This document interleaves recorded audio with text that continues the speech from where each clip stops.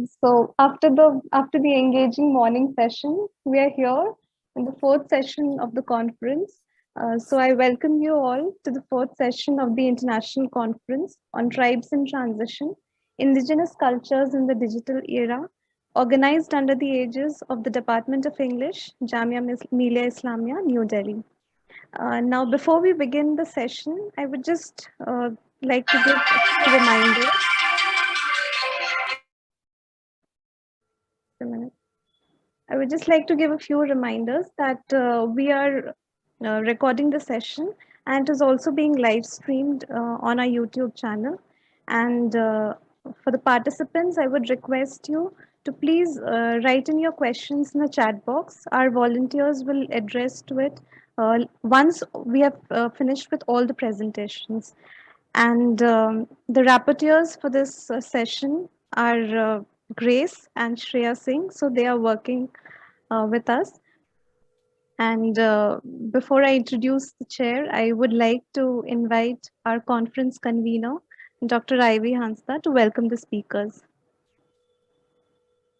Ma'am, please unmute yourself, ma'am.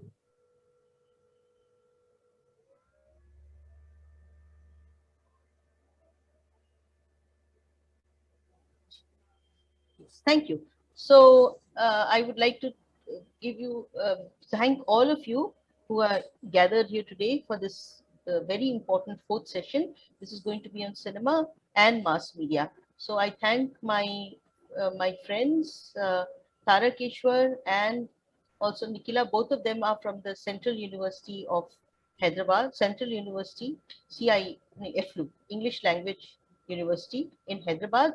And one is from nearby. She's from Jamia, Gumti Bodra, and we have also got Dr. Marcus Slater from Germany. Okay, so I welcome all of you. Thank you so much for being here today. So let's begin. Okay. Thank you, ma'am. So this session, the theme of this session is portrayal of indigenous and tribal in Indian cinema and mass media. Uh, the speakers for the session are Dr. Gomti Bodra, Professor Nikhila, and Dr. Marcus Schlater. The session will be chaired by Professor V.B. Tarakeshwar, and Sir is a professor at the Department of Translation Studies in the English and Foreign Language University, Hyderabad, India. He has published in the areas of translation studies, colonialism and nationalism, linguistic nationalism and identity, literary historiography. He is a bilingual writer who has published both in Kannada and English. He has coordinated a translation series called Classical Kannada Texts in English. He has also handled many research projects in the area of translation studies. He is on the editorial board of several journals. He has also coordinated a national level project on rethinking the crisis in English studies. He has nearly 24 years of teaching service in translation studies, and he has presented various papers and in seminars and conferences. He has also directed many plays. So we are so privileged to have you as a chair for this session. I invite you, sir. Welcome you, sir. Over to you. Thank you, Kanupriya, for that introduction. Without wasting much time, we'll begin the session because there's another session after this, which is valedictory, and we should not eat into the time of that session. So let us begin with the first presentation. The presentation is titled as Image, Power and Consciousness, Adivasi Women in Indian Cinematic Narratives. It is going to be presented by Dr. Gomati Bodra Amrao. She is an associate professor at the Department of Sociology, Jamia Millia Islamia, New Delhi.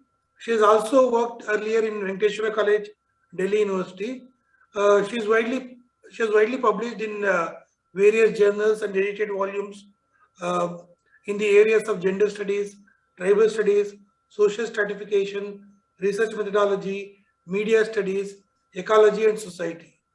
Our book is titled as Empowerment of Tribal Women. Now I invite her to make her presentation. Over to you. Good afternoon, everybody, and Johar. First of all, respected Chair, Professor Tarakeshwar, my co-presenters of the session and the audience, I would like to thank the Department of English, Jamia Millia Islamia, specifically Professor C.B. Malhotra and the convener, Dr. Ivy Hansdar, for giving me an opportunity to come and present a paper. My paper today is basically... Just a minute, Gomti. I think there's an external sound which is coming because someone has kept the mic on. So audio should be, for those who are not speaking, they should keep their mics off. There's some external sound coming. Okay. Yeah, am I audible? Yeah, you're audible, but some external sound is coming. That's taken care of. Okay. Yeah, so basically I'm looking at the representation and portrayal of Adivasi women, specifically in the Indian cinematic narrative. And my vantage point is basically the three phenomena of image, power, and consciousness. So I've done a detailed study, a research onto it, but be very focused over here, because if one looks at cinema, it's a very powerful media text. The cinematic narrative engages very deeply with the issue of representation, telling and showing, visuality, textuality, narrativity, language, image production, point of view, and also of the identity question. So that way, it's a very powerful medium. And specifically, when we look at the socio-historical analysis of Indian cinema, specifically in the post-independence era, it basically get engaged with the nation building project.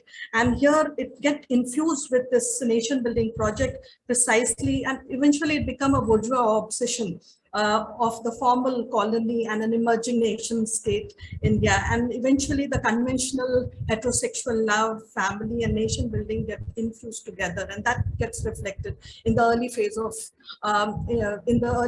Indian popular Hindi cinema in the post-independence era. In that particular period of 50s and 60s, you hardly find any representation of the Adivasi community over there. Complete ignoring and being completely blind altogether to the marginal communities, and specifically those who are at the margin. So that is very much evident. So it's if one looks at the cinematic depiction of Adivasi women in India from the very beginning, the question of representation and misrepresentation both are in question, because altogether eventually, and it is actually a contested terrain when this cinematic imaginary, specifically the popular films and how they negotiate, because initially like there is complete missing of any representation at all. Specifically, if one looks at the popular reading, one starts with like a 1970 movie. Specifically, this is related to the popular in the Bollywood cinema. This is a movie, Shalimar, in which again I mean to say like that is basically a beginning of how the tribals, specifically Adivasis, are being actually represented, but in a very flimsy manner. And again, they're being presented as a caricature at the best, half-clad man, woman, how they are basically wearing beads, feathers, and they are dancing specifically to please their bosses and all. So this is basically they being used, this whole how this narrative is being presented in this particular movie. It basically, tribals are being used and reused as an exotic background of this mainstream interest. So initially the cinematic narrative and images of the marginalized ethnic groups of Adivasis, their identity is completely being negated. Even in most interestingly, like when the poor people are being depicted in these most popular Hindi movies, but they are not generally Dalits or Adivasis, and basically like they have very neutral type of character. And the poverty, even if that is being depicted, that is being shown as a result of unfavorable circumstances, which is being engineered by some evil person, relatives or managers, etc. But the actual poor are never being shown. The turning point in the history of Hindi cinema basically starts when we look at the representation or portrayal of Adivasis over there. It's basically the emergence of new cinema, new wave cinema. This is basically popularly known as art movies, and this is this emerged just as in parallel with the mainstream Bollywood cinema, where entertainment is the core of it. But the new wave cinema basically emerged with an perspective that is of cinematic realism. And this new cinema movement actually describes the efforts to develop a popular socially conscious drama for the moviegoers audience, basically those who are those who want to break the stereotypical images of this commercial Hindi movie. And it starts with the most very great filmmakers like Satyajit Ray, Ritwik Ghatak, and Mrinal Sen in 1950s, and eventually Shyam Benegal and Rama Reddy, MS Satyu, Girish Kannad, Govind Nilhani, etc. in 70s and 80s. So a modern sensibility prevails in this particular juncture. So this this new cinema actually made a marked effort to separate itself from the traditional Bollywood Hindi cinema and emerge as a new parallel cinema out there. And here basically one starts finding that how these new filmmakers in this new cinema, they focus the core switch shifts from pure entertainment onto the cinematic realism. And here they basically privilege the subaltern subjectivity in their films. And this is again very interesting in the sense that this parallel cinema generally don't bank on the star which are there in the Hollywood movie, but they actually took like the lesser known, very capable, talented actors they being brought in, and how the portrayal actually starts. If one looks at the cinematic realism, it is basically an integral part of the new wave cinema with, as I mentioned, the subaltern subjects as the core of their content. But again, what is very interesting over here, that this particular cinema never appealed to the poor and they never patronized it. And they were more into the bourgeois cinema, the popular ones over there. So this is basically, this new wave cinema again has this whole idea of bringing up change in the traditionally hierarchically constructed feudal society to a modern democratic egalitarian society in India. So that was basically the time, the twist which has been come up over there. So in the new Hindi, new wave cinema, one can actually see the portrayal of Adivasis in general and portrayal, and my focus is primarily on the portrayal of Adivasi women in the cinematic narrative. In detail, I have done a sociological analysis of the movie starting from Mrinal Sen's Brigya, and this is actually a very historical movie and gives a very detailed and realistic depiction of the Adivasi village in general and the Santhal village in particular, their lifestyle, their conditions, the social conditions, their status of women and the exploitation which is being happening. So a very realistic depiction has been done over here. Another movie which is of the same genre and the same time almost is again Govind Nilhani's Akrosh, which basically means the cry of wounded. And this is about the exploitation of Adivasis by the Indian ruling elite and specifically its agents, specifically the jurisprudence, how when people, Adivasis, those who are like being encountered in the juristic domain and how they get eventually exploited, and the plight of women being portrayed and represented very well over here. So all these, and then again there's another movie, Kamla, which was produced by Jagmohan Mudra. And this is again a very powerful cinema, specifically in relation to the portrayal of Adivasis and specifically of women. And this Kamla basically is a movie in which the exploitation of Adivasi women is being depicted, how the human trafficking is being done, the this is based on a real story. Even Akrosh is again based on a real story. And on the other hand, Mrinal Sen's Brigya was basically a socio-historical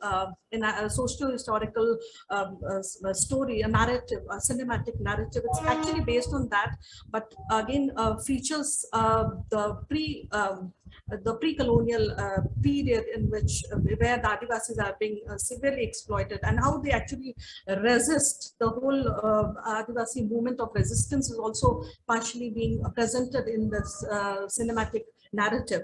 So if one looks at the presentation of representation of Adivasi women, again, it's very clear they very much close to the reality of that, but I mean, so the contemporary scenario, she is being a victim of economic exploitation, sexual assault, rape, murder, etc., and being very, very vulnerable. But again, you see that how she is being depicted, that is very interesting, because most of these popular new wave cinematic actresses, those who were actually portrayed. So again, she's being depicted as very innocent, beautiful, who can be easily lured by the Dikus, the non-tribal like forest contractors and all, and how by merely giving biscuits or new clothes, like, and they can be called up any moment to work, whether it's day or night, they have to leave behind the infant, and these depictions were very much there, and which actually more or less portrayed the actual conditions of the Adivasi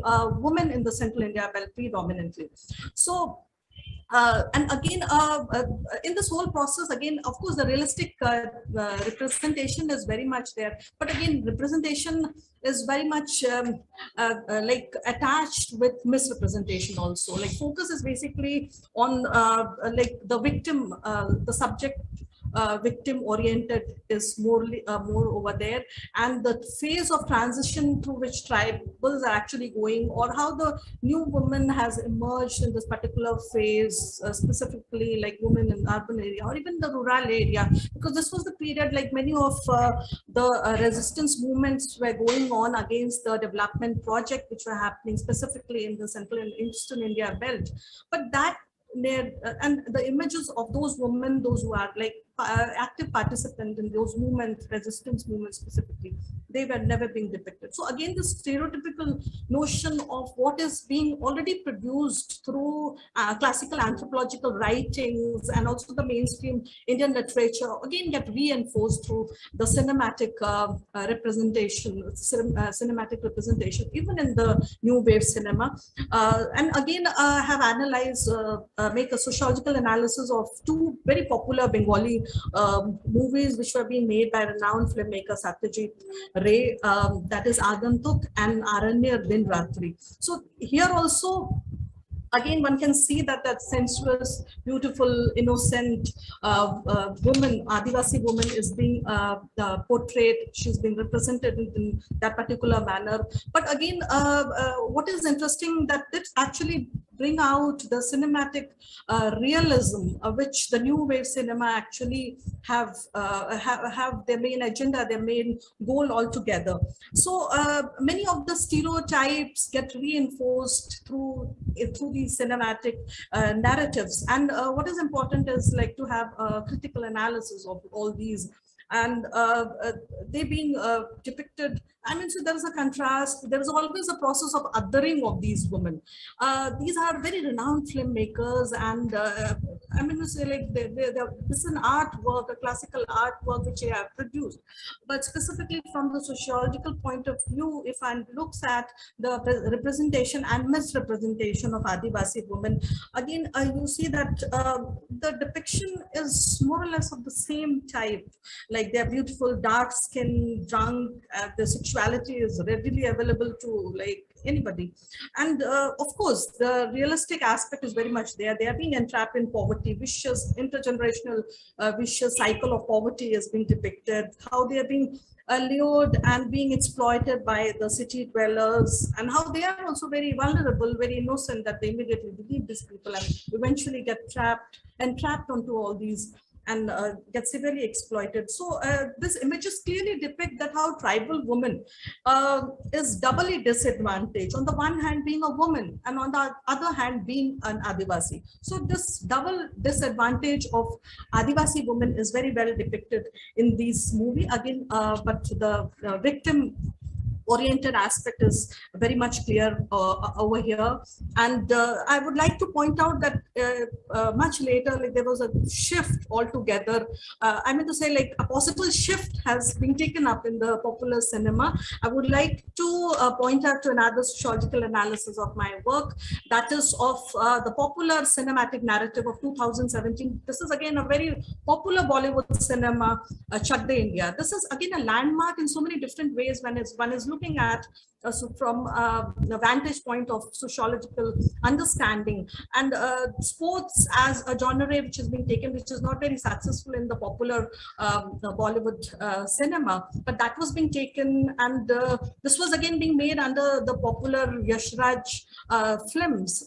So again, this movie was again being applauded. The first time the tribal woman was being given a sufficient amount of space, and as compared to the mainstream media, I mean to say, like the other Bollywood cinema and all, so the same space was being given. And there again, the representation of Adivasi women was not being exoticized in the ethnic grab or like in the forest or in the same type, the same stereotypical notion, but here they're being portrayed as the members of Indian women's national hockey team, and they are actually playing for their country in the international arena. So altogether, there was a possible shift which has occurred when we look at gender and Adivasis, the interface of gender and Adivasis in the visual narratives. Very interestingly, again, this was being applauded, of course, giving a space in the mainstream Bollywood cinema. The representation was done as like a sports player representing the international circuits. But again, you see that if one looks at the actual, I mean, so this is again a critical analysis. So if one looks at the relationship between the image and the actual reality, if you look at the actual hockey players and how they're being depicted in the movie, again, the same type of stereotypical images get reinforced in so many different ways, in the sense that these women, actual hockey players, are generally from the small towns like Simdega and Simdega and Gumla and Rourkela, etc. Also from Ranchi and all. But again, the exposure which they have come through their education, most of them are 12th or they are graduates also. They are working for railways. They are like very active players in railways and eventually like part of the national team, and then they are representing. So this long exposure to the mainstream world, specifically in the arena of sports, again, which actually break the stereotype of so many feminine notions altogether.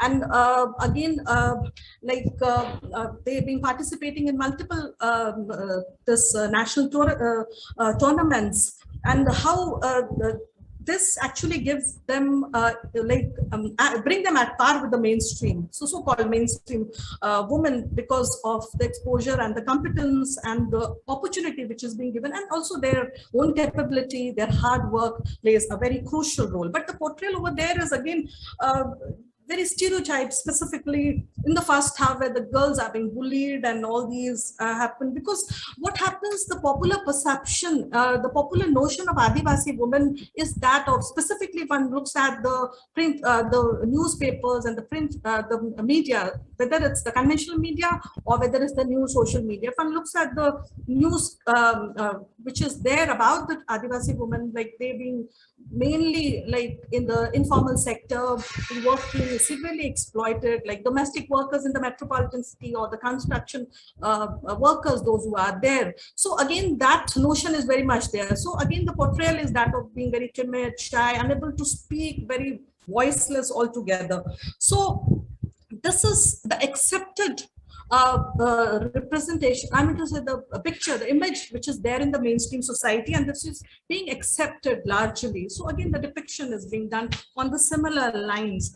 So what is important here, I would like to point out that the tribal perspective gets completely missing in the conventional mainstream cinematic narratives. So I mean to say this conference is about the digitalization and moving from the conventional media, specifically looking at and analyzing the digital media forms. So here in the first session, very interestingly, like a very interesting deliberation happened about the stereotypes. Yeah, if one looks at the notion of stereotypes, again, one has to see to it that stereotypes are not reality, but they do reflect the realities of power. So the notion of power is very, very important over here when we are actually looking even the digital media text, and the text cannot be divorced from the context. So text, when we are reading and interpreting a media text, whether it's a cinematic text or whether it's a digital media text, it should be very well connected with the context. So what happened that if you open the like the internet, and of course you are encountered with so many different images of tribals, of Adivasis. I mean to say, one has to look at it, what is the context in which, I mean to say, such images are being produced. So the notion of power is very, very important. Stereotypes are not reality, but they actually reflect the reality of power. And this is basically relational in the sense how the social interaction between the two communities, the powerful, so-called powerful mainstream communities, those who are actually producing these stereotypical images, and about the communities, those who are at the receiving end, about whom the images are being created. So images are media images, digital or conventional, they are not fixed all the time. They're constantly changing, and they're very much related to a particular context. So when we are interpreting and doing a critical analysis of a media text, it's very important to look at the context in which that particular media text is being produced. The site of production becomes very, very crucial. Like who are there? Who are the prominent actors, the pro actors in the site of production of these media images?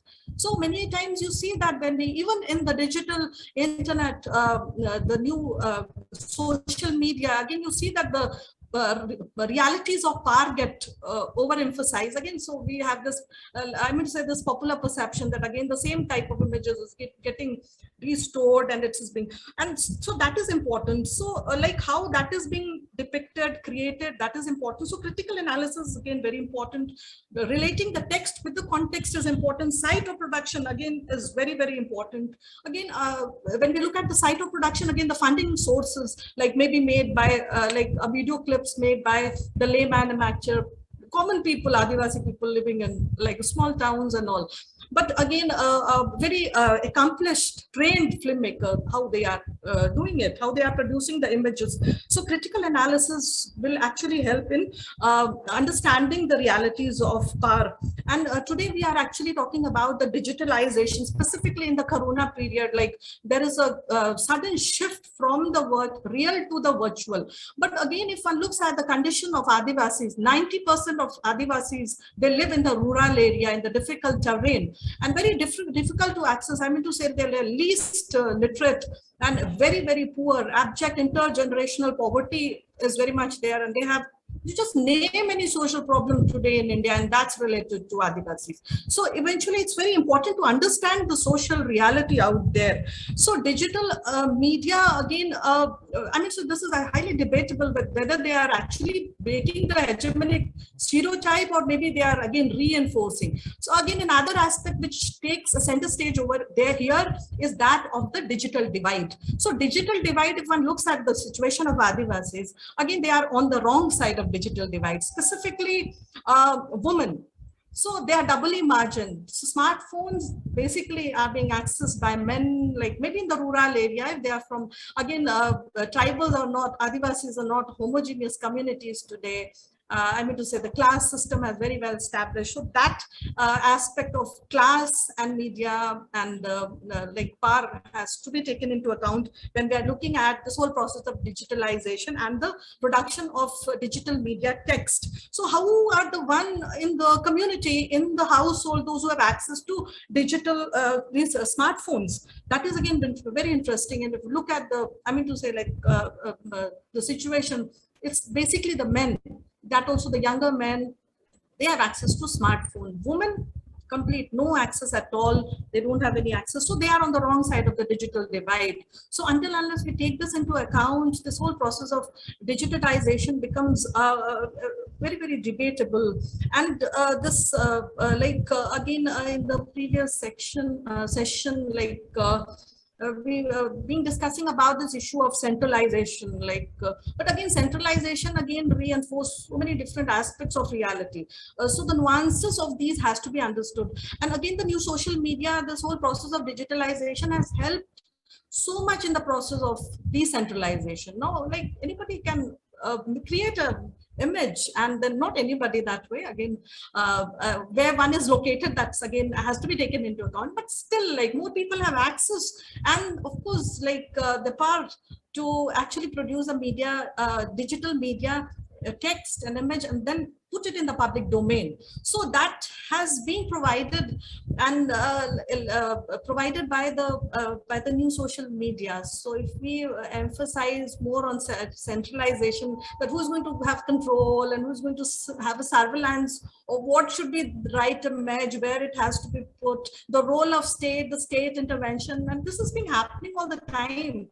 Like, look at the Twitter case and the WhatsApp case. So I mean, so the process is on when we look at control and surveillance altogether. So the notion of power has to be taken into account. Critical analysis is again very much important. Who are going to make the analysis? Again, it's very important. So voice of the common people has to be brought in multiple ways, and that again being discussed, like indigenous narratives and Adivasi philosophy, that should be brought up in the center stage.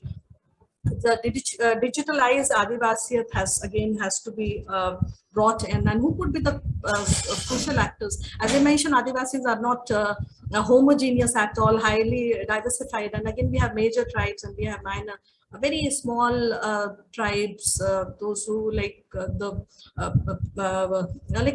particularly vulnerable tribes, and so this is how it is being defined through the state. That has to be taken into account. So the role of digital media is very, very important. How we look at the multiple issues over there is again very, very crucial. The notion. So I would like to stop over here. Yeah, thank you so much, Chair. Sir, Professor, to giving me ample time. Yeah, thank you, sir. Thank you, Dr. Gomati, for your paper, looking at the representation of Adivasi women in Indian cinematic narratives, starting from parallel cinema to the mainstream Bollywood today, and trying to trace the changing representation, and also the looking at what kind of representation and what is the power context involved in these representation was quite interesting. Hope we'll get some questions. Those who are interested in asking the questions can send it through the chat box, and those who are watching in the YouTube too, they can type down their questions there. Our volunteers will pick it up and bring it to the session. Now we'll move on to the second presentation. The second presentation is titled as Azadi Bharata Deshamla Ayya Memu Unnama Leda. So Independent India, are we in it or not, sir? So the presentation is by Professor Nikhila. She is a professor in the Department of Film Studies, English and Foreign Languages, University, Hyderabad. She teaches film studies and gender studies here. She has been teaching for nearly 25 years now. Her doctorate is on gender and partition. She has organized many seminars, film festivals, and workshops, and she is also presently one of the coordinators of online film discussion group called Talking Films Online. She has published in the areas of both gender studies and film studies, mainly looking at filmic remakes, multimodal translation, etc. Our current research projects include commissioned essay for a volume on Shyam Benegal and for a collaborative volume on New Cinemas of India, where she is researching on New Age Kannada films. Over to you, Nikhila. Thank you very much, Tarakeshwar, for the introduction. Without much ado, I will start sharing my screen.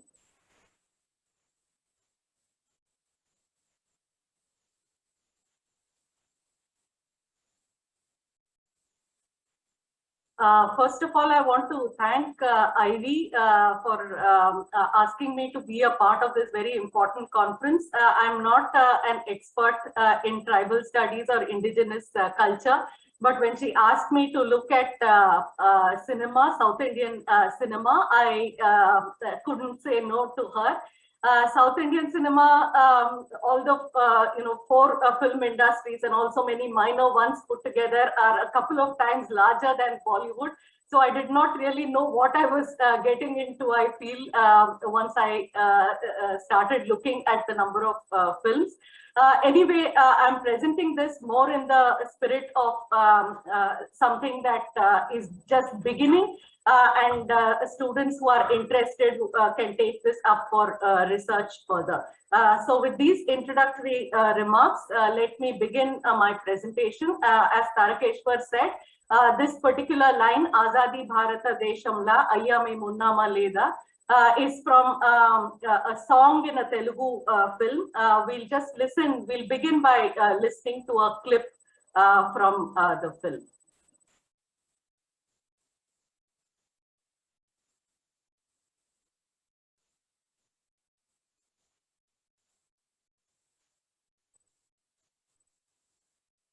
I think there is no audio.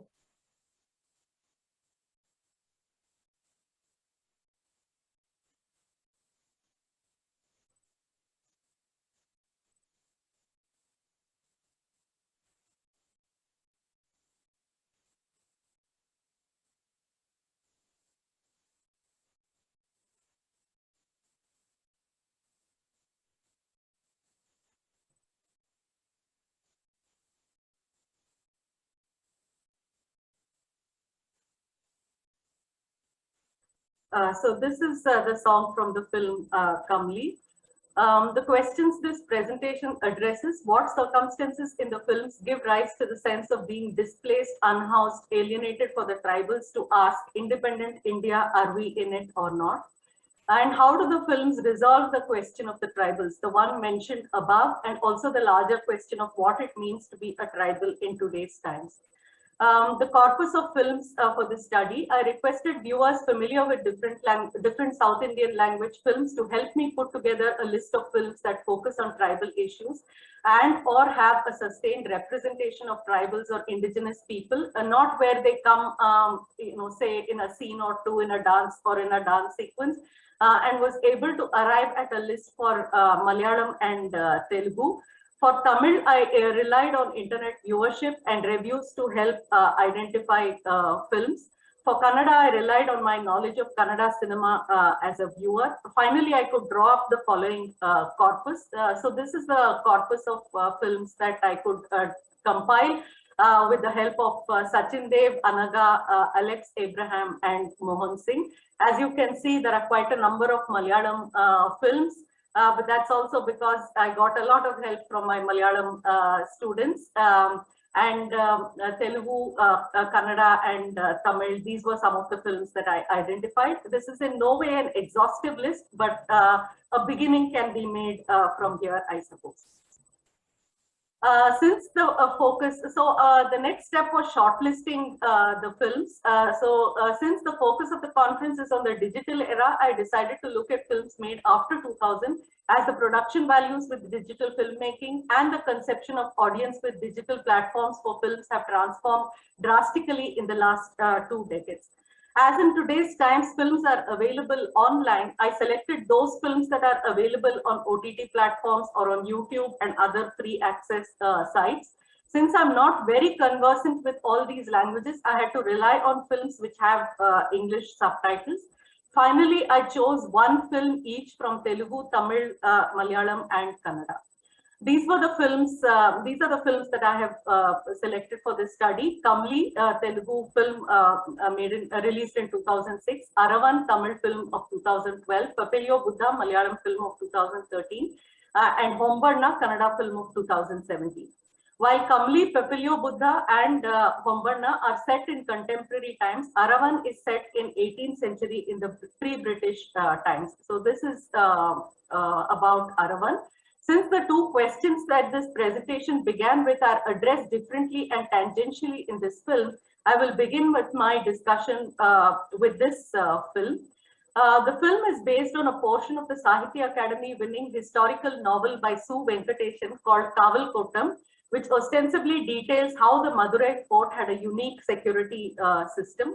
The British in 19th century took over the fort by conquering the guards and pronouncing them as notified community and housing them in Gudalur Kambam Valley camp. The film is mainly about two such tribes, one of guards, the other of thieves. In this revisionist history, so to speak, narrated from the point of view of the subaltern, that is those notified by the British, the tribes, both thieves and guards are represented as people known for their valor, skill, ethics, and honor. There is great elaboration giving a sense of how skillful and well coordinated they are when they go to rob or to guard. Those thieving or guarding the fort are both tribespeople. When the queen of Madurai kingdom cohabits with a mere tribesman to avenge the murder of her natal family by the king kills her as well as the tribesman. Since there is no evidence of this heinous act, the king presides over an arbitration on behalf of the aggrieved tribe and designates Chinna, a guardsman, a tribal, as human sacrifice, in effect to get away with the murder of the other tribesmen. Aravan is a minor character in Mahabharata, the son of Arjuna and Ulupi, the Naga princess, who sacrifices himself to goddess Kali when a human sacrifice is demanded to ensure the Pandava victory. Chinna is the Aravan figure who has to unjustly pay the price for the king's misdeeds. The film highlights not only the injustice foisted upon them by the ruler, but also how the tribe is stigmatized for crimes committed by him. In terms of the question that this presentation hopes to address, in this film, we see the precondition and preparation for the tribe for being included in the modern nation community. The thieving tribe changes profession to become guards. Horrific acts such as human sacrifice practiced by the tribe is seen as one foisted upon them by the king, so not something that is part of their indigenous practice. The film is not critical of the colonial government for notifying or criminalizing tribes. Rather, it ends with a verbal insert indicating that the colonial government abolished human sacrifice. That is, colonial law is seen as liberating them from the tyranny of Madurai kings. The question of tribe in this film. Here, the pre-colonial community represented as tribe, or which is notified as such in colonial discourse, is more akin to a community or clan built around a shared profession, whether thievery or guarding. The question of this clan, community, or tribe is resolved by the unstated but implicit assumption that the nation state would guarantee their autonomy, governed as they are by their own code of ethics and honor in intra and inter-tribal affairs, rein in oppressive forces, and support the community-initiated measures for reform and welfare. Now I move to my second film, Kamli, which is the Telugu film releasing in 2006. The film is in the form of a ballad sung by a balladeer of the community of Banjaras or Lambada. The Banjara woman Kamli's modern day struggle is seen as no less heroic than any ancient one. Although a ballad, the film at the outset suggests that it's not entirely fictional and describes the specific circumstances that gave rise to Kamli's plight. Through non-linear narration, the film intercuts between at least 4 phases of Kamli's life: her life in the Tanda, migration to the city, and the precarity of existence in the city, the trauma and struggle of her baby after giving birth. That is, the film is, a large part of the film is about Kamli suddenly finding that after she has given birth to a baby boy, the baby boy is taken away from her. When she has just stepped out for a bit, and it's replaced with a baby girl. So the entire struggle of Kamli's that gets recounted in flashback is the lone fight that she put up to secure her baby boy, which has been, in this manner just taken away from her. It's narrated in flashback, and when she comes to the demolition site, which is the same hospital where she carried out her struggle some years ago. The horrifying circumstances by which she almost loses her baby in the government hospital is exacerbated by the lack of support from the husband, from the community, that is the community of Banjaras, which is well-meaning but helpless, media, which is more interested in sensationalizing, and together they all make it seem as if Kamli is hankering after a baby boy. Actually, she has given birth to a baby girl, and because she wants a baby boy, she is, creating a ruckus. So they don't trust her. They don't believe her when she says that her baby has been taken away. She has no help from the government or the law machinery, and so Kamli might well ask independent India, are we in it or not?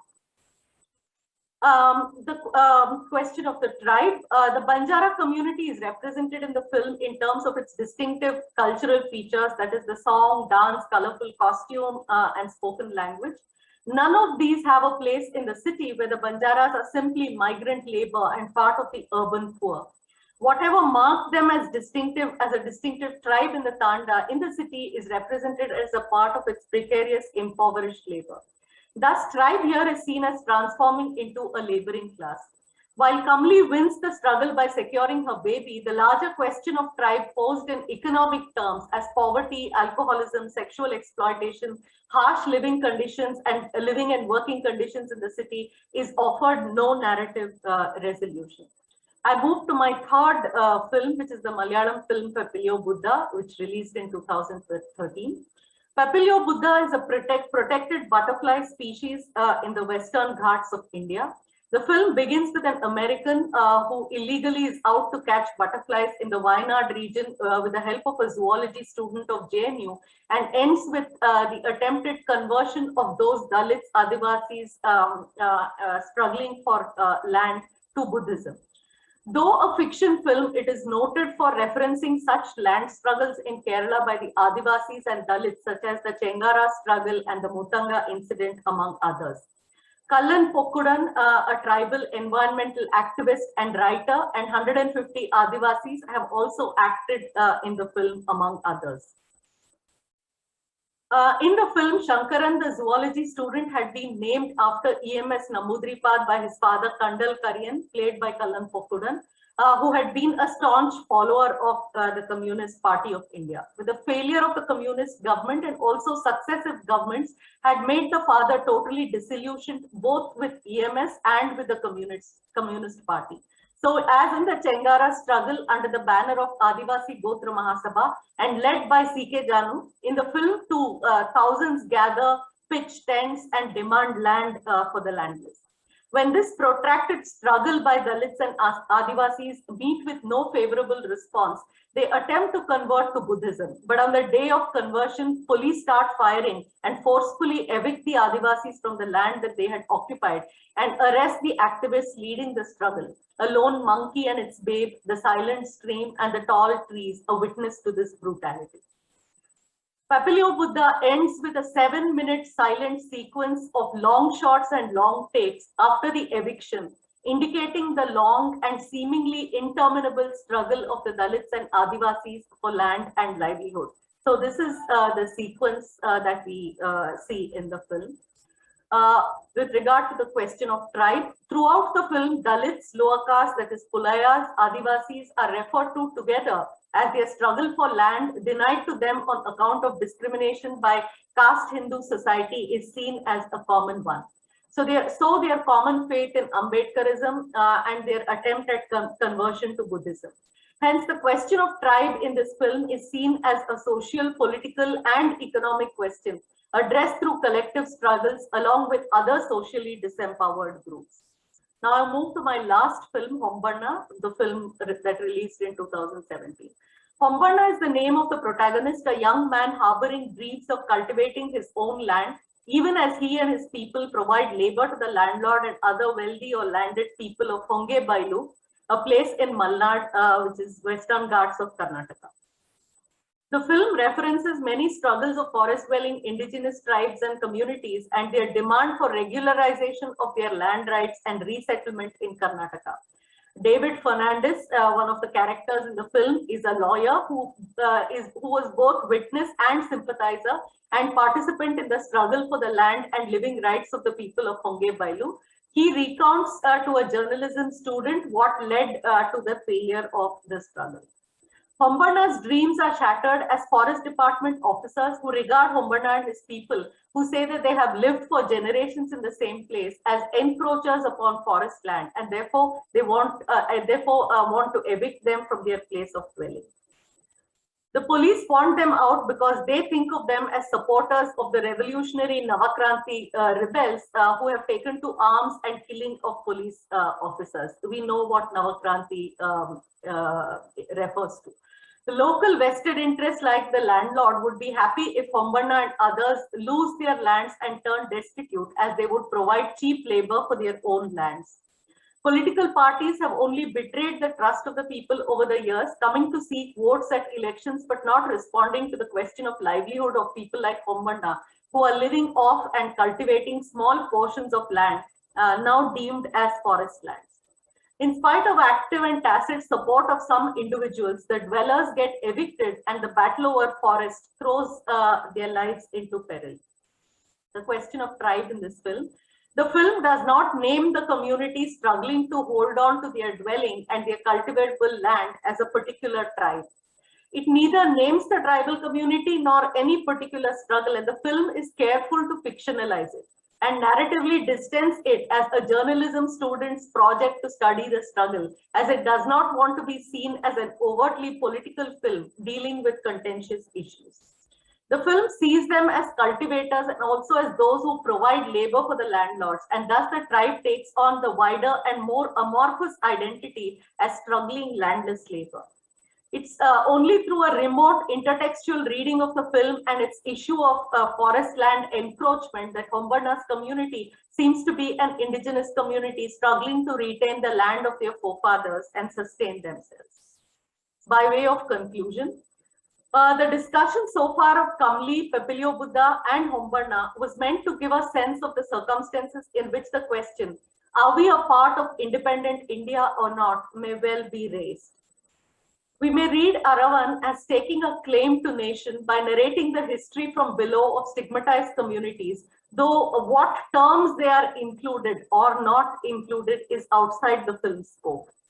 Included or not included within the nation, I mean.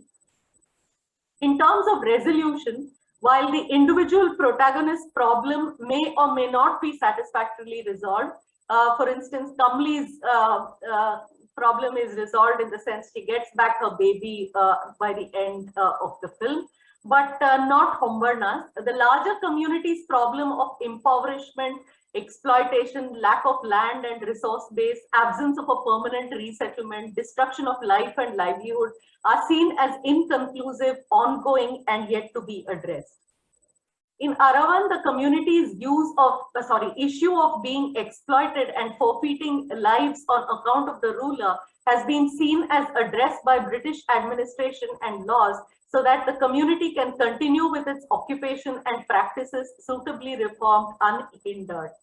While in Aravan and Kamli, where the film itself is formed as a folk song of the community, we get a glimpse of the cultural practices of the community, at least to some extent. Neither in Hombarna nor in Pepilio Buddha do we see the art, music, folklore, or any cultural distinctions of the community. They are not grounds for mounting a struggle in these films. What it means to be a tribal is articulated differently in each film.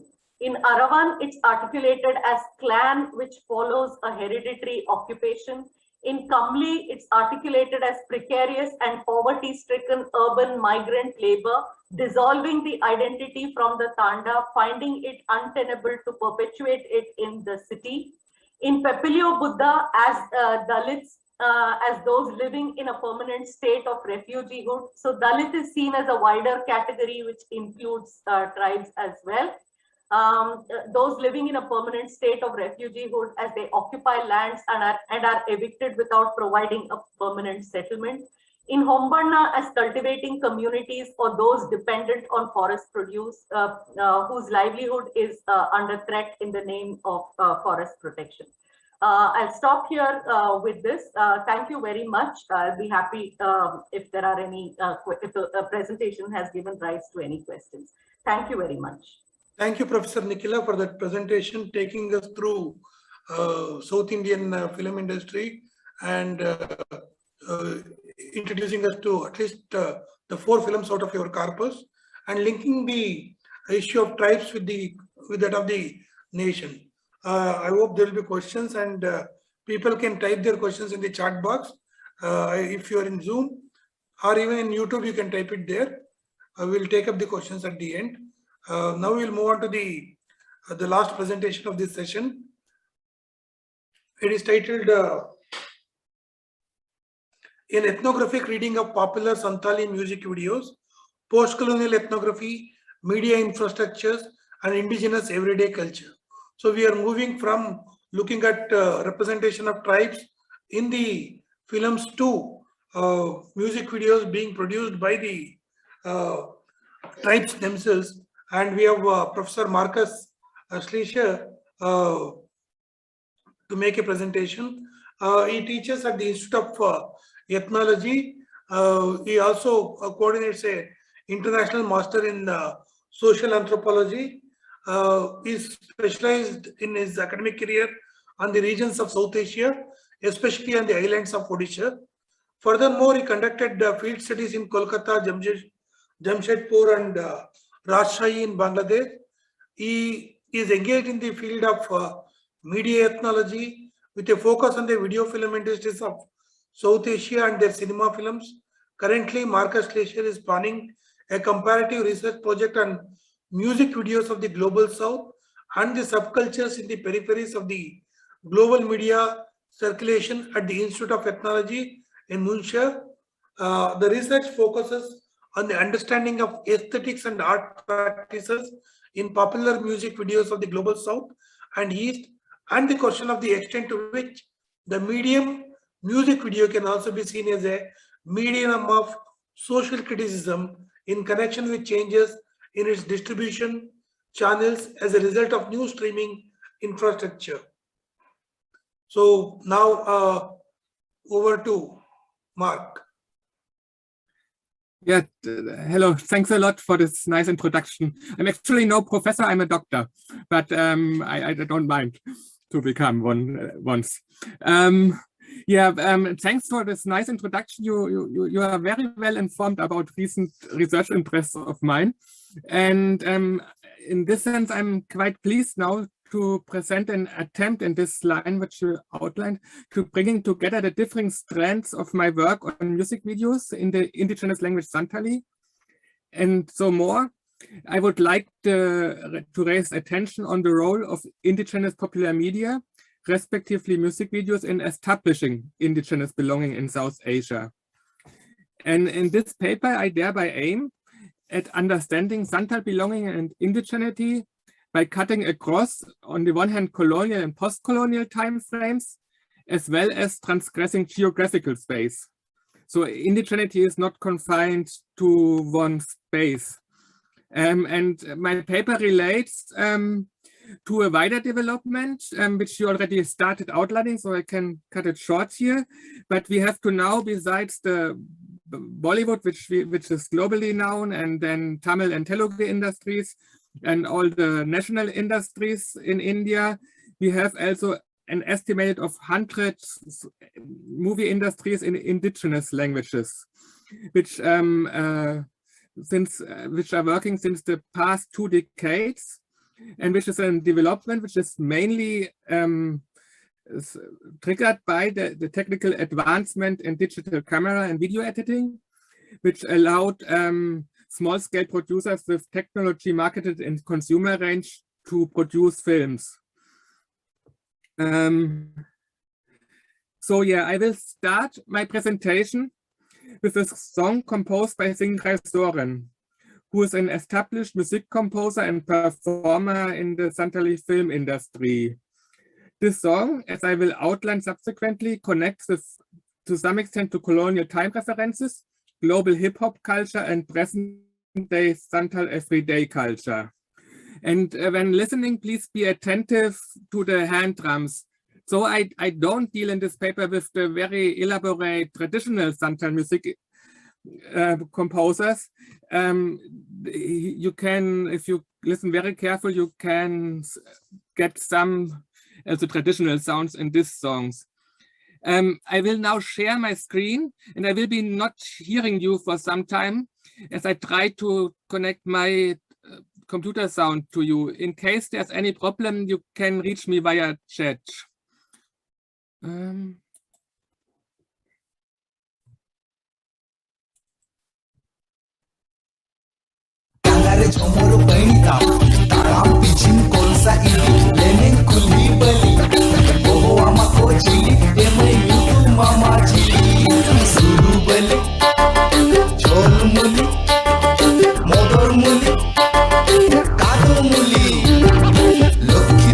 Saraswati Parvati कली गायत्री आलादी रुपली दीपाली से खाली मोनिका सोनाली मेनका काकुली हो हमको chilli ए मरे new मामा chilli ओ का अतुरी निज ओकोय हो कोन era बोंगा कुड़ी रूप मोहर ताम दो ओ का अतुरी निज ओकोय हो कोन एरा बोंगा कुड़ी रूप मोहर ताम दो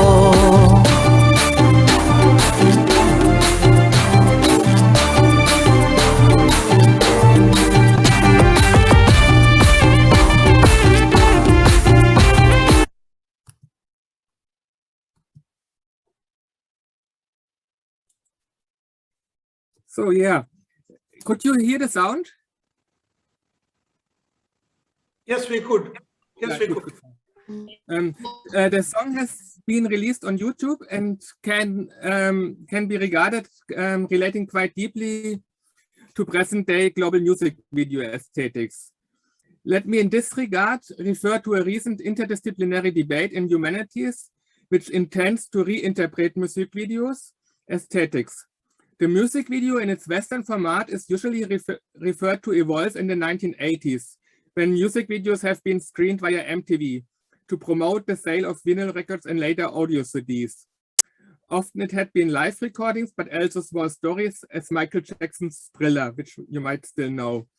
Recent research, however, sets the focus on changes as a consequence of the evolving media structures, where streaming is the dominant form of consumption. Scholars from humanities nowadays argue to reinterpret music videos concerning their explicit reference, but also shift away from the classic music videos from the 1980s. These authors stress on to see recent music videos as critical and subversive comments on media formats, technologies, and genres. The term unruly media, coined by Carol Vernales, characterizes this. In the discussion on the aesthetics of YouTube songs, as a consequence, music videos are established as an art form, as each clip draws on existing audiovisuals and thereby reflects on music video genealogies. Furthermore, in present-day clips, a very intensive audiovisual experience would be at the center, as unconventional soundwares, new intensive colors, experimental cuttings, and camera angles. The song screened to you from its audiovisual aesthetics refers to the above.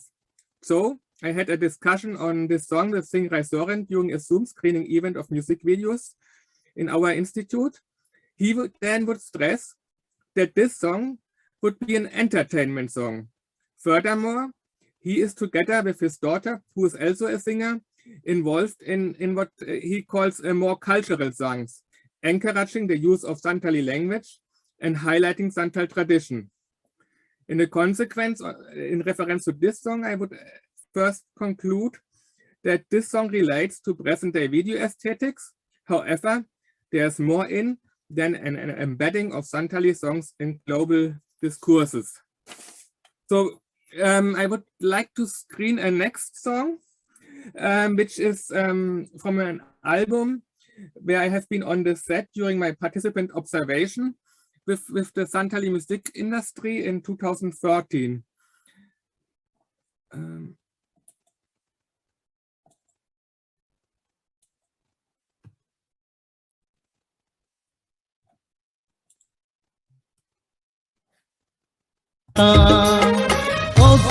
लिखन रे चामेना मोने जीविम बड़ी जाती ना आलो मड़ी ढड़ी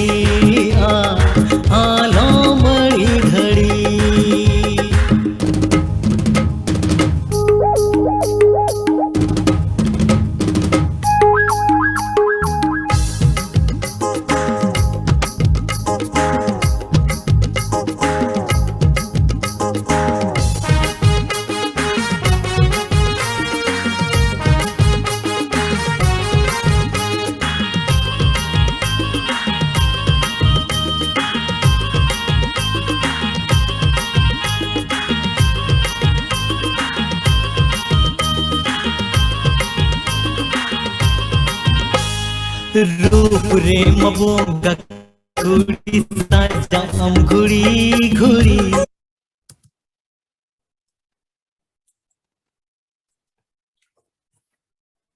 The lyrics of both of the songs played are about the joy of courting with one's sweetheart. In Singrai Soren's songs, he is addressing a girl jokingly as part of romancing in Santal society.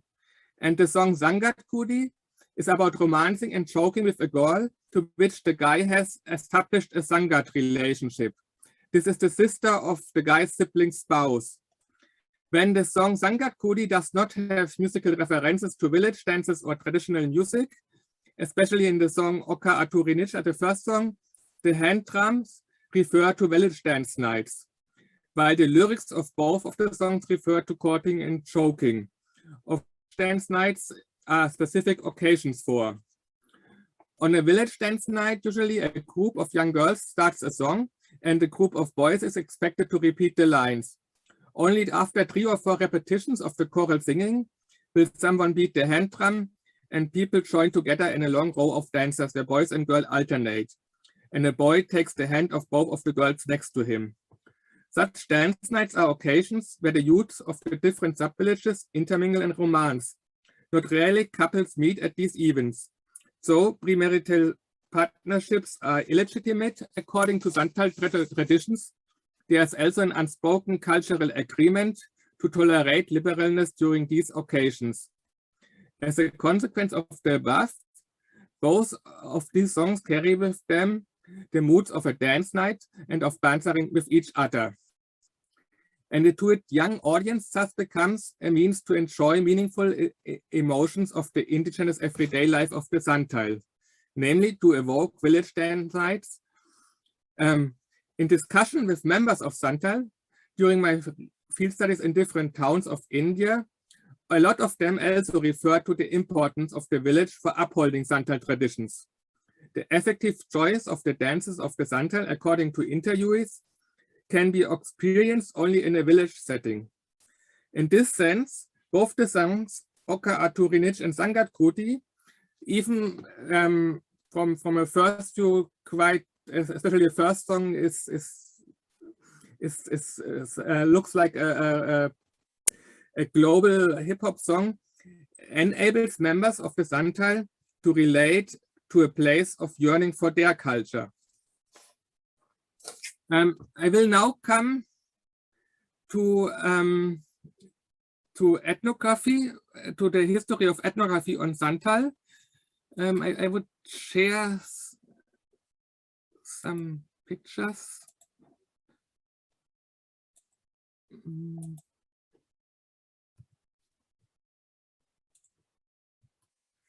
The traditional lungis and saris are shown in the song Santal Kudi, but also the colorful houses stand as a marker of an idealized Santal culture, which I will relate in the following to colonial ethnographic writing on Santal.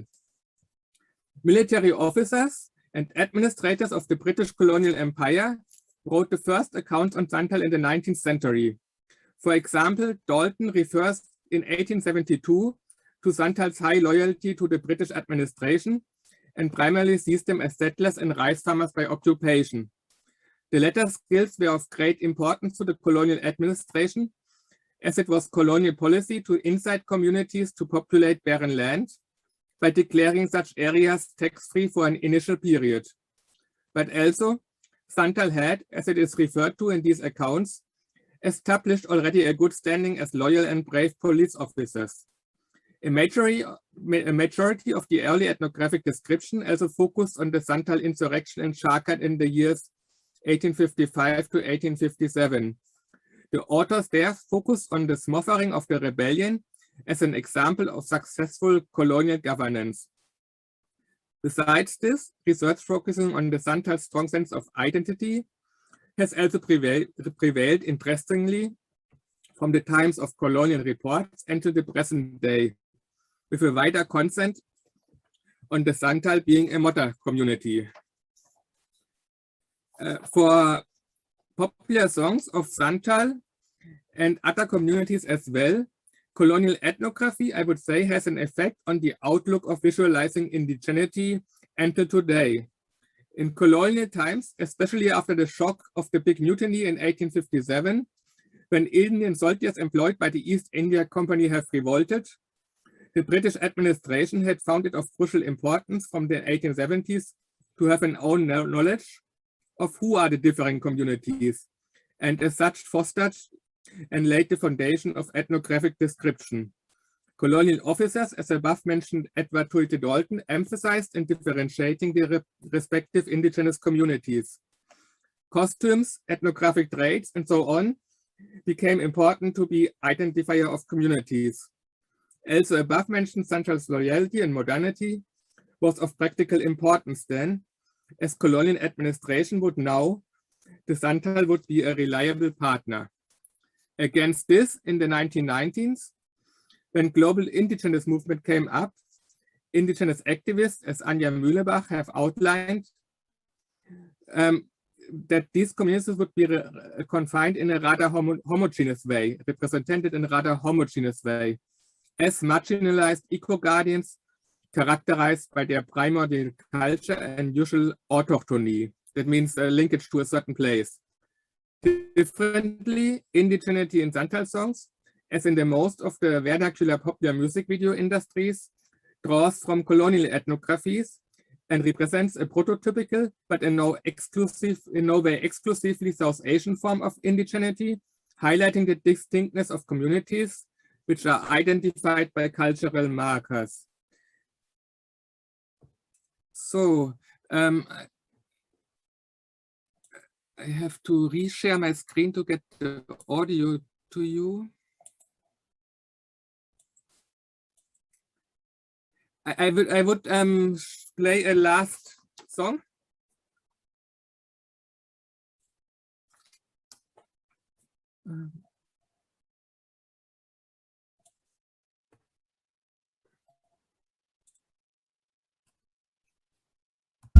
Irajite, I love you. Gatha to adi hudu. Amatano katha memen bandila. Irajite, I love you. Gatha to adi hudu. Amatano katha memen bandila.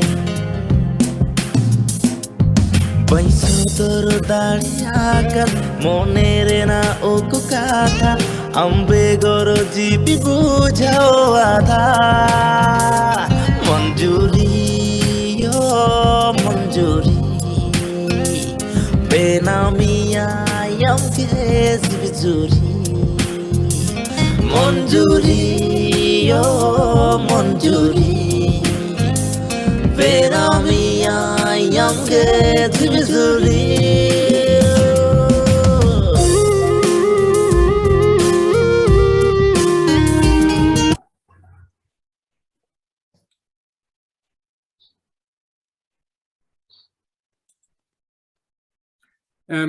This song brings in the last twist in expressing Santal belonging. The aesthetics of this video depart from more conventional Santal music videos and relate to Bollywood videos, as Lakan Soren, the actor in this song, has explained to me 2 months ago when I organized another Zoom event on music video aesthetics. He said it is made for those consumers of our audience who like Bollywood songs. We wanted to show that we can also produce such songs within the Santali industry. Interestingly, the feathers in the hair of the actress do not at all refer to Santal culture, but relate to its exotic other, namely indigenous communities of Meghalaya. So the long-standing Bollywood visuality of placing love songs in an exotic natural locations, for long prototypical the Swiss Alps, is here reached by a reference to the colonial ethnographic idea of marking communities.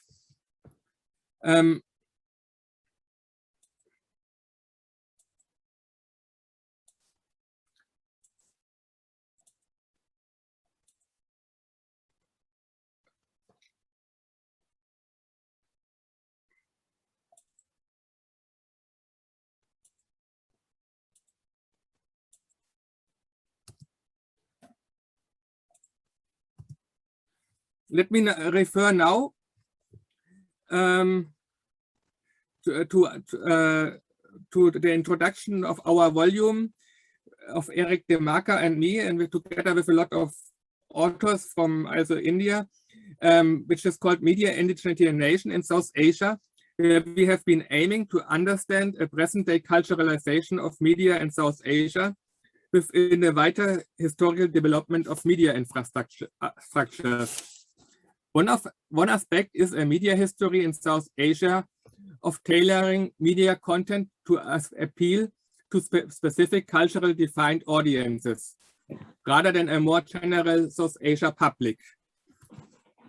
In Cassette Culture, a book from 1993 from Peter Manuel, he showed how the spread of audio cassettes from 1983 onwards led to a boom in regional music production across India. By 1991, regionalized music comprised a market share of 40 to 60%, according to him, whereas previously pan-Indian music production has dominated. In a similar vein, Robin Jeffrey analyzed the newspaper revolution that was enabled by the economic liberalization of India in the 1990s. These developments led to a massive increase in the volume of advertisement included in newspaper, which in turn fostered the emergence of a new commercially viable vernacular language editions of newspapers and led to higher circulation figures of all newspapers taken together. In rural areas, notably, this expanded and democratized the public sphere. Nalin Mehta has made similar argument concerning cable TV and satellite TV. Indigenous music clips and as well as films and songs have to be seen, according to my opinion, in this larger picture. VCD albums and films had by the 2000 replaced music cassettes. And on an example of the Santali industry, around 500 minimum of VCD films and albums have been produced in this time. Around 2019, however, again, VCD as a medium for the consumption of Santali popular music has more or less disappeared. The reason is the drastic expansion of mobile streaming, especially by the very competitive flat offers of the company Jio. By now, YouTube streaming via smartphone is the main form of consuming Santali songs, and especially hit songs receive nowadays several million clicks. And also the estimate of 100 further indigenous vernacular music videos industries in South Asia have been shifting to YouTube by now. Media produced across distinct levels of scale for local or vernacular, national or international audiences, however, do not operate in strictly separate realms. On the contrary, filmmakers draw inspiration from each other. Such creative exchange has been the most extensively researched in the field of cinema. Filmmakers have been found to adapt and transpose narratives in visual forms between films intended for regional, national, or global audiences. In the process, they enhance and transform the original film's moral framing and add new storylines that cater to the expectations of their intended audiences regarding multi-narrative storytelling.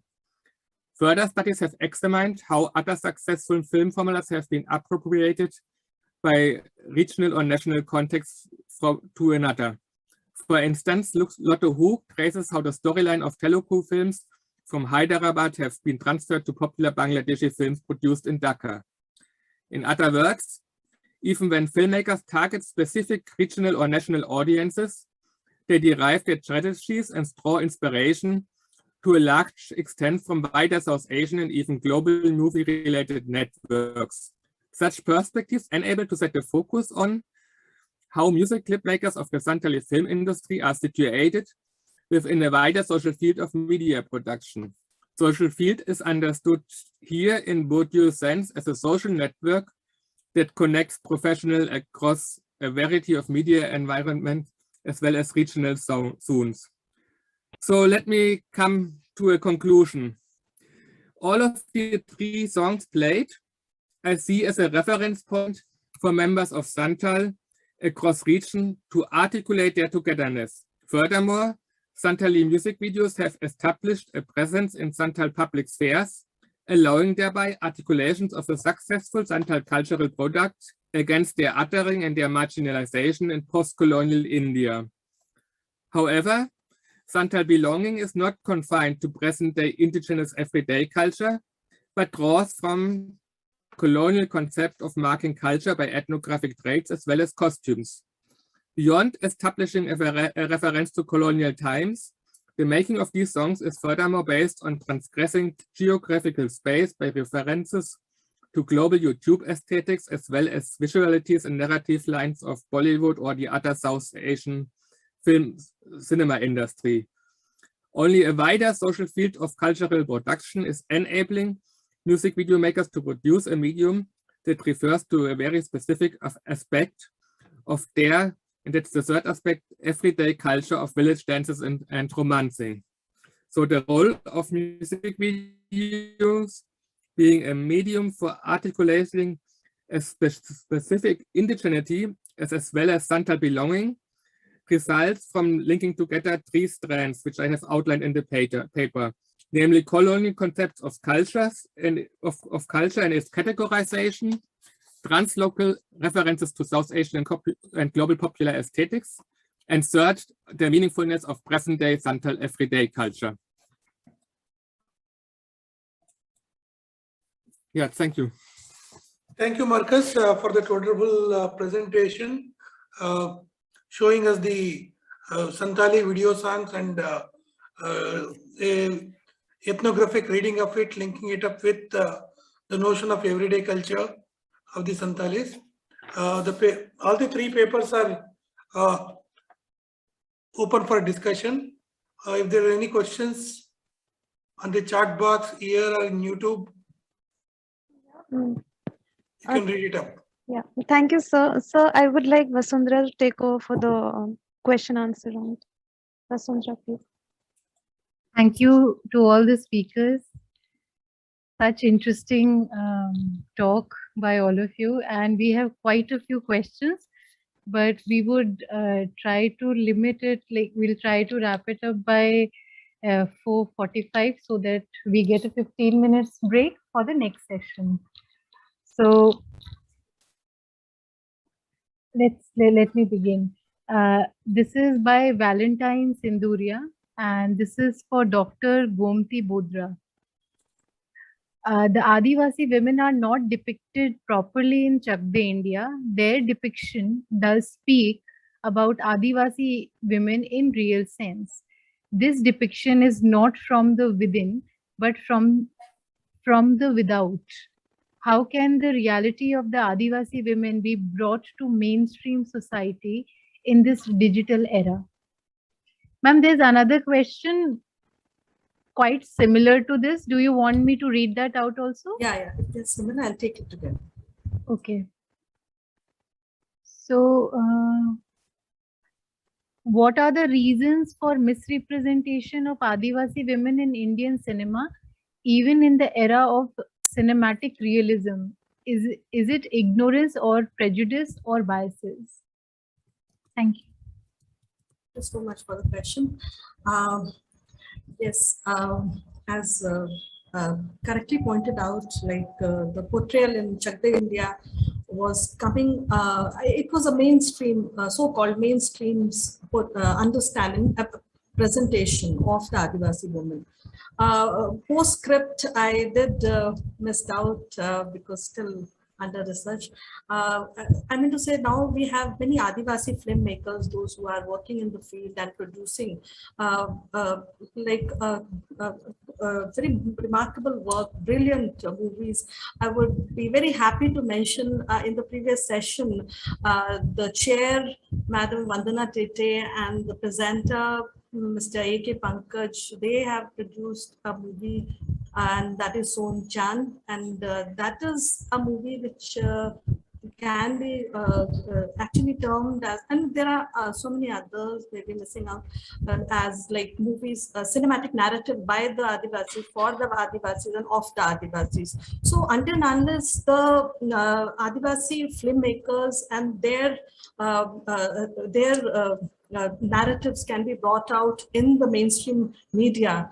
I mean to say, like the real, I mean to say the I mean to say the very different alternative presentation and representation will actually figure up. But again, the aspect over here, as I mentioned, the site of production is very important, and cinema is actually an expensive medium, no doubt, and there is a commercial angle which is attached to it. So even though in the new social media, I mean, so there are movies, those who are not very readily available to the audiences. Again, the outreach is very, very limited in the sense that most of these movies, the flourishing movie industry, like Santhal movie industry is like very flourished, and there is Munda movie industry also, like, and Ho and Nagpuri Sadri movie. This is a linked language. So, but again, the outreach is very limited in the sense that these are highly localized.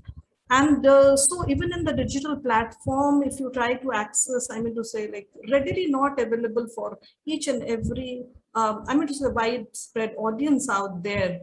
So this is again one issue of how to release in the for the larger audience. So that's again one challenge. And but yeah, like upcoming filmmakers are there, those who are coming up, like Niranjan Pujur and Dashrath Hansda, so many others, Surendra Tudu, and they've been making movies. But again, the outreach is again important issue. The commercial aspect has to be taken into account, like where to release, though mostly in the local realm they are situated. Largely when it comes to releasing of the movie and having outreach to the audience. So that is one aspect. Again, regarding to the stereotypical depiction of the Adivasi woman, I mean, so I'll bring in the whole perspective of cultural hegemony by Gramsci, and this is basically the reinforcement of ideology in the form of hegemony is, of course, not imposed, but it is being negotiated. So this negotiation again reflects the reality of power. Like, who are the actors, those who are actually able to negotiate and renegotiate all the time, and how that particular representation is being done in the realm of cinematic narratives, and how these images are being produced and reproduced, and they are being put in the public domain, and who are the consumers. I mean, how who are the actual audiences, the target audiences, and who are the people, those who are actually consuming it. So these are, I mean to say, there is a whole encompassing aspect to movie. It's what is being reflected in the screen out there is only one aspect of it when we are talking about representation and misrepresentation of the Adivasi women. So this process of negotiation is actually going on in most of the Adivasi pockets. My research area is primarily the eastern states of Orissa, West Bengal, Jharkhand. So I can see that there is a process of negotiation which is being happening. And of course, the digital platform is very wide.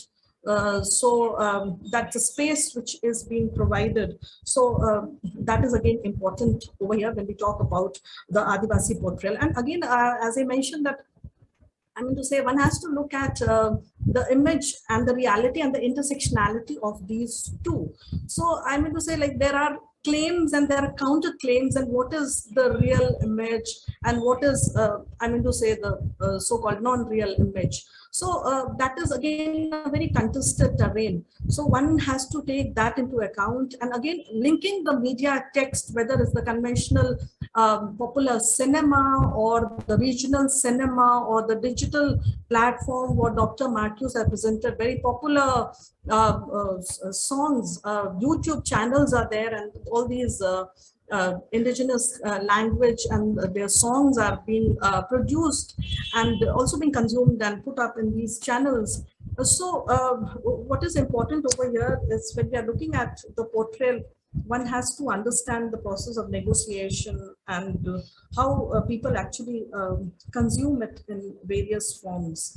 And these are very different digital for art forms, visual art forms. So movies are very different, oral texts are different, literature is altogether very different. The YouTube song videos are Gomti, altogether Gomti. very different. Yeah, Hello, thank you. Gomti. I think Yeah. we need to go on to the next question because we have only 15 minutes left. Yeah, So we'll okay, give yeah, a chance to so- everyone. Yes, Yes. let's go on. Thank you, ma'am. I request, The I request the person who is asking the questions to put all the questions to the speaker. Let them choose whatever they would like to answer and what they would like to keep it for further discussion. So the questions are already in the chat box, and I am not very sure how to like display these questions now in No, the you can last ask, moment to no, the you can ask speaker. them. Okay. That probably would take more time. Okay, you go ahead with whatever you have planned. So next question is by Vijay Borati. This is for Correctly. Nikhila ma'am. Can you please tell us about how tribal cultures and religious practices are being shown, projected, appropriated by mainstream cultures and religious in cinema, especially Hindu mainstream culture and religion? There is one more question for you, ma'am, and this is by Rajita M. What are the languages used in the films that you have mentioned? Are they indigenous or standard language addressed to the wider audience? How are these languages stereotyped in the films? Thank you. Thanks for the questions. I'll just take this opportunity to, just play the audio which did not play. It's a 30-second clip. So before I answer the question, I just want to go back and share my screen with the permission of the chair. Can I? Quickly. Okay, quickly. Yeah.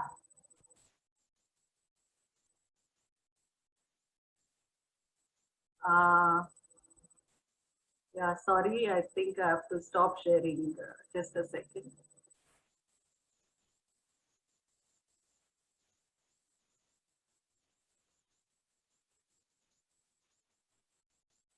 Yeah, I think now it should work.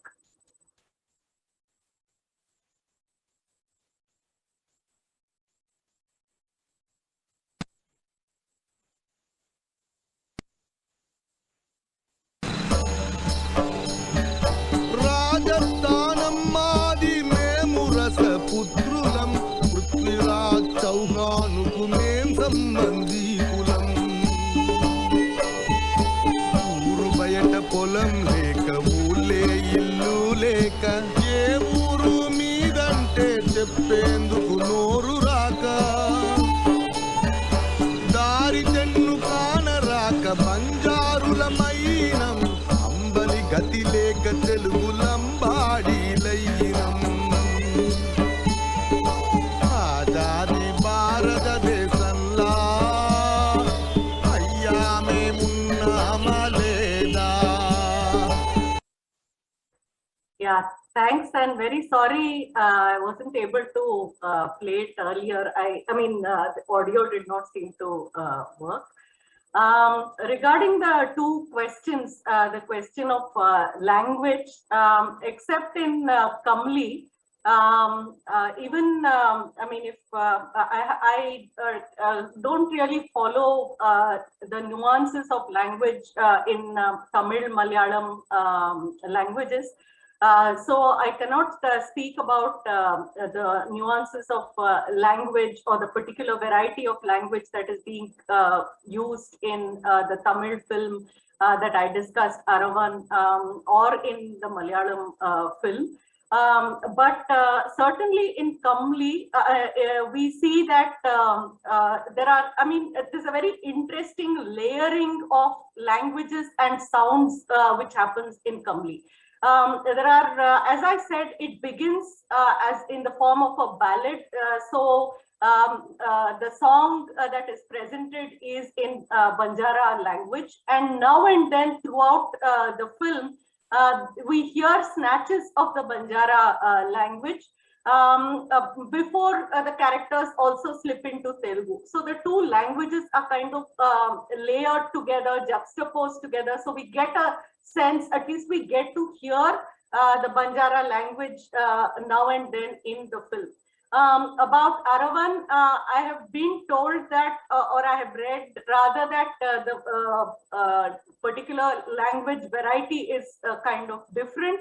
But again, this is a cinematized version of Tamil that is probably being used here to refer to an 18th century tribe.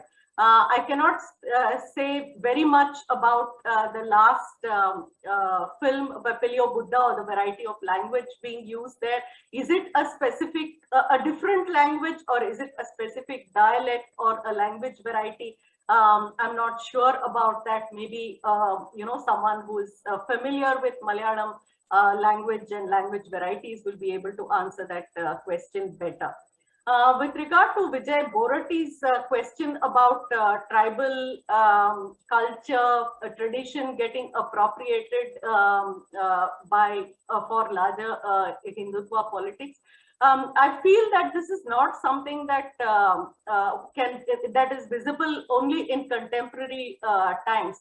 For instance, one of the things that I considered doing for this particular presentation was also to look at films that came earlier. One of the films which Vijay Borati is also probably very familiar with in Kannada is called Bedara Kannappa. So this is about a devotee of Shiva who is, you know, of a tribe of hunters. What is very interesting in the film is how it is seen. The film begins with a kind of a curse, and how it is this curse which makes him makes the protagonist be born on earth. He's actually a god. He gets born on earth because of the curse. He's adopted by the hunting community, the hunting tribe, and then it's only after he is kind of expelled or you know, has to leave the tribe that he becomes this great devotee called Kannappa. So it's almost as if it's necessary for him to transcend the tribe in order to become this devotee. So I was thinking of, and even as he goes out of the community, he has to follow certain, I mean, he follows the practices of the community, like, you know, he hunts and then gives Lord Shiva whatever he has hunted down and so on. So it seems as if right from 1954, and this is one of the first films of Rajkumar, a major star in Kannada.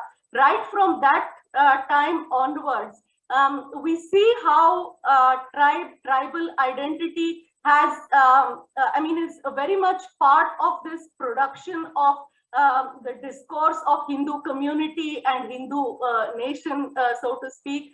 It's something that probably, I think, as people, as scholars who are interested in the question of tribe and nation, I think tribe, community, religion and nation, I think this is something that we have to seriously consider, but also from a kind of historical vantage point, I think. I don't know if this answers Vijay's question, but this is how I would like to see it. Yeah.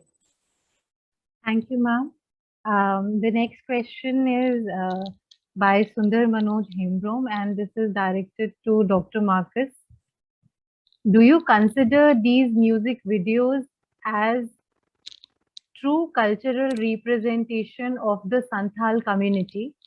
I think it is merely an imitation of popular Bollywood culture rather than ethnic Santhali culture.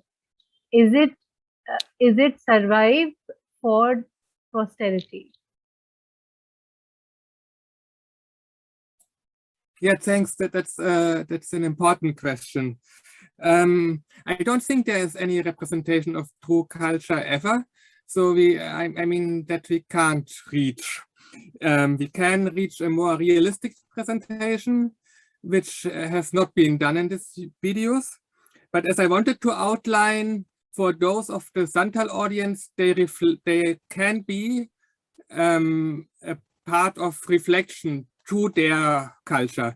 So, but that is not, that you will not realize when you are not knowing the aspects of the cultural aspects, like of the relationships or so on.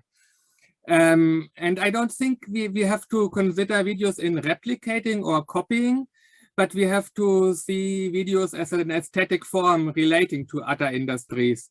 So there will be no music video which is completely new, because every video will relate to another video, and that's what these songs are also doing.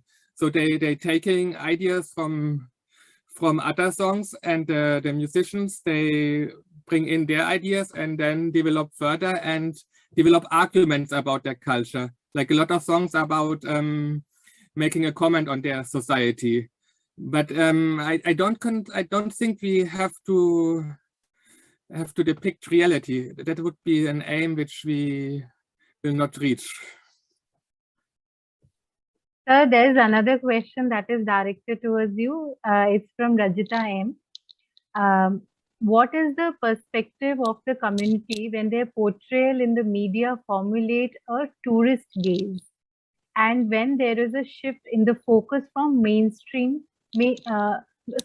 focus from maintaining their language and culture to conform to the popular sensibility?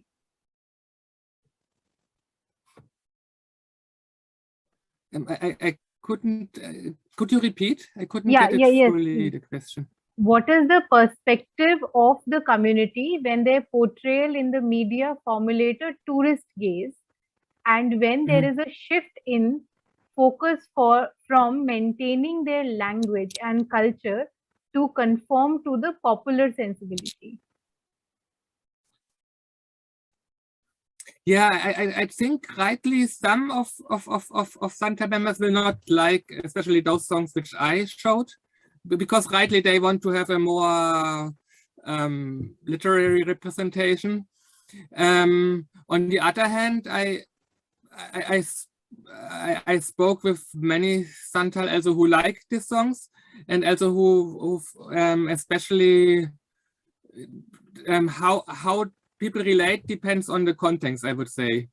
Like in those contexts where they consume, they are also what I mentioned, a kind of a part of establishing the Santal industry as a kind of actor within music industries, which is also something which people see as positive and depicting in this way. Thank you, sir. I apologize from rest of the participants because there are many questions and we are running out of time. I would now ask Kanupriya to conclude this session. Thank you.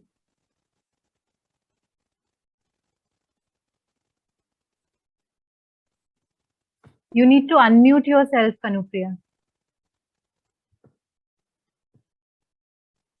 Thank you, Vasundhara. And as we come to the end of the fourth session, I would like to thank our chair for this session, Professor Tarakeshwar. Before that, I would like to thank the speakers for their presentation. Yes, chair should have been given a chance. Be part of this chair and listening to your papers.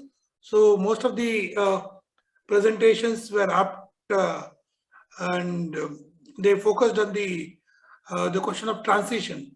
So how the representation of tribals in the films is changing over a period of time, and also in the question of nation, the community and the nation, how it is changing over a period of time. So similarly, Dr. Marcus also spoke about looking at the representation to production and circulation of music videos, and as he said, it's not the question of authentic or non-authentic. So what is the changes that are happening, and what are the implications of these changes that we need to more focus on, rather than getting caught up in the question of authentic or non-authentic representations. So in that sense, I thank the Department of English, Jamia Millia University, for giving me this opportunity to listen to all these three speakers, and especially my friend Dr. Ivy was instrumental in getting me here. Thank you, Ivy, and thanks everyone for this wonderful opportunity. Thank you. Thank you, sir. Thank you, Ivy. Yes, I think you should conclude thank then. you. I think the anchor, Kanupriya. Yeah. Yes. Thank you so much, sir, and thank you for sharing the session, and thank you all the three presenters, Dr. Gomti Bodhra, Professor Nikhila H, and Dr. Marcus Schluter for their eclectic presentations. And we will take a very short break, and we'll meet again at 5 o'clock for 5 p.m. IST for the valedictory session, and Professor Esther CM will deliver the valedictory speech. So the platform remains the same. So please do join us. Thank you all.